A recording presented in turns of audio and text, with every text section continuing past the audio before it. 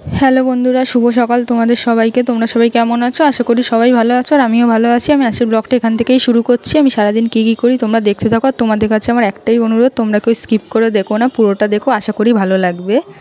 আর দেখার শেষে আমাকে একটা কমেন্ট করে যাবে। আমি যদি কিছু ভুলও করি আমার কমেন্টের মাধ্যমে তোমরা জানিয়ে দিও সেটা। তো দেখতে থাকো, আমার সাথে থেকো।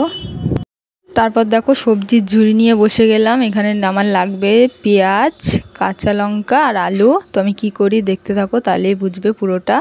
এবার এই পেঁয়াজ, আলু আর কাঁচা লঙ্কাগুলো এবার কেটে নেব। আর লঙ্কাগুলো দেখো কীরকম, কিন্তু ঝাল আছে, কিন্তু কি একদম শুকনো দেখে মনে হচ্ছে কি ঝাল নেই, কিন্তু লঙ্কাগুলো খুব ঝাল। তো এই দেখো তারপর আমি কেটে নিয়েছি আলু, পেঁয়াজ আর লঙ্কাটা। তারপর দেখো চলে এসেছি রান্নাঘরে। এখানে কড়াইতে দিয়ে দিয়েছি আমি সরিষার তেল। এবার এখানে দেখো ওই আলু, পেঁয়াজ আর লঙ্কাটা আমি ধুয়ে নিয়েছি।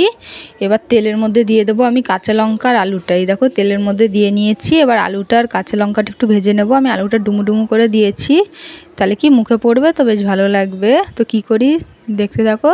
তো এরপর দিয়ে দেবো এখানে আলুটার মধ্যে লবণ আর হলুদ, স্বাদ মতো লবণ আর পরিমাণ মতো হলুদ দেবো। এবার এবার আলুটাকে আবার ভেজে নেব লবণ আর হলুদটার সাথে। তোমরা অনেকেই বুঝে গেছো যারা আমার ভিডিও দেখো। তারপরে দেখো এবার এই পেঁয়াজটা আমি পরে দিচ্ছি। একটু পেঁয়াজটা আগে দিলে তো সব গলে যাবে, পাবো না, ওর জন্য পেঁয়াজটা একটু পরে দিচ্ছি, তাহলে কি মুখে পড়বে তো বেশ ভালো লাগবে। আর পেঁয়াজটার সাথে একটু ভেজে নেব।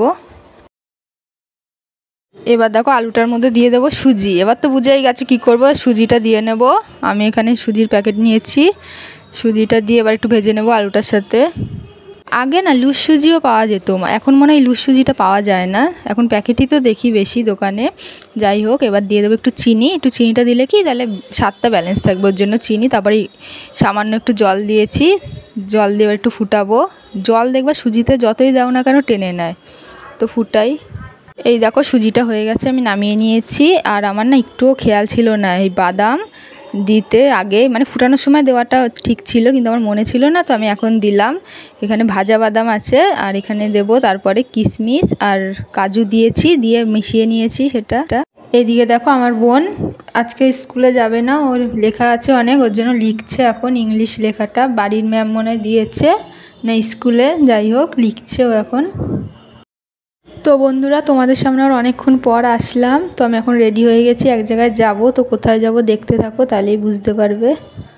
এই দেখো চলে এসেছি। কোথায় বলো তো, যারা আমার ভিডিও প্রথম থেকে দেখো এই জায়গাটা চিনবে তোমরা। তো বলো দেখি কোথায় এসছে। আমি, বোন, আরেকজনও এসছে। তো সে ক্যামেরার সামনে আসেনি, লজ্জা পায়। আর দেখো গঙ্গার ভিউটা কত সুন্দর লাগছে বলো। আর হাওয়া দিচ্ছিল একটা মিষ্টি, যা না দারুণ লাগছিল, মানে বলে বোঝানোর মতো না। আর পাশে একটু বাউল গান হচ্ছিল, মানে পাশে একটা অনুষ্ঠান মতো গঙ্গার পাড়েই। আর এত ভাল লাগছে এই পাশে বসেই বাউল গান শুনতে, দারুণ লাগছিল। আর দেখো এই মন্দিরটা আগেও শেয়ার করেছি। এখানে গেলে মন্দিরটা এত সুন্দর না, এটা হচ্ছে রাম মন্দির।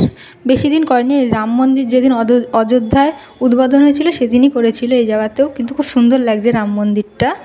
দেখো আমার বোন এই ভিডিও করেছে, একটু ভুল হলে ক্ষমা করে দিয়ে, আমার বোন করেছে এই ভিডিওটা। এই দেখো খুব সুন্দর সাজিয়ে, মানে মন্দিরটা খুব সুন্দর সাজিয়েছে, ছোটোখাটোর মধ্যে বেশ সুন্দর। আর এইটা শিব মন্দির, এটা অনেক পুরনো, আমি ছোটোর থেকে, মানে আমার জন্মের আগে ছোটোর দিয়ে আমি দেখে যাচ্ছি শিব মন্দিরটা।